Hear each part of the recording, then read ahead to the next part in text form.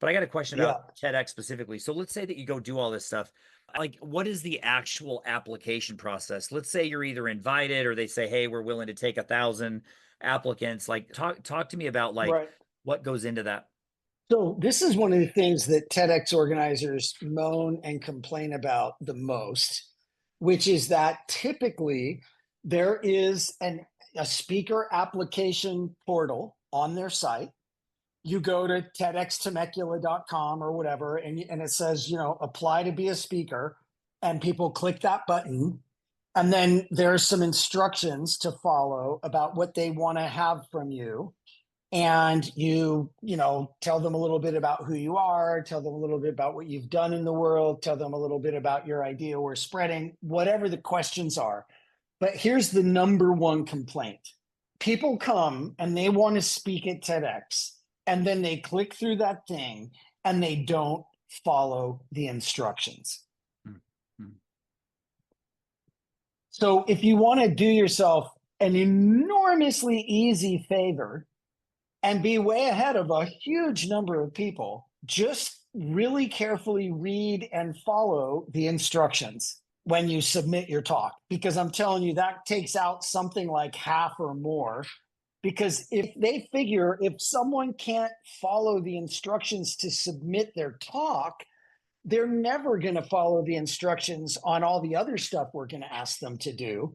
Right. And TEDx is going to ask you to do a bunch of stuff. There are deadlines, and you got to get them your finished talk weeks before you give it. You can't do this the night before. You know what I mean?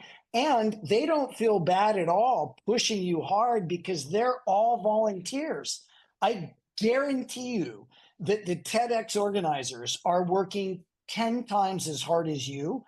No matter how hard you work on your talk, they're working 10 times as hard as you're working to get this whole thing together so that you can go on their stage that they can't make money on and speak to their audience that they gathered for you, right? So I think the other thing to remember is that prima donna speakers get blackballed in a freaking eye blink. Like if you are at all a prima donna speaker and you don't understand what they're doing for you, you will get blackballed in that whole community. There's an online community of TEDx organizers all from all around the world, and they all talk to each other.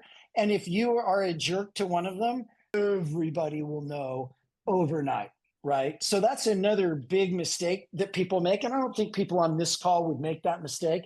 But there are people that I do work with that I talk to, not the people that I usually end up working with, but there are people who think they're a big deal, right? And maybe they are a big deal. Maybe they get paid $15,000, $20,000, $25,000 a speech. That doesn't matter at all to the TEDx organizer. That doesn't matter. It just doesn't.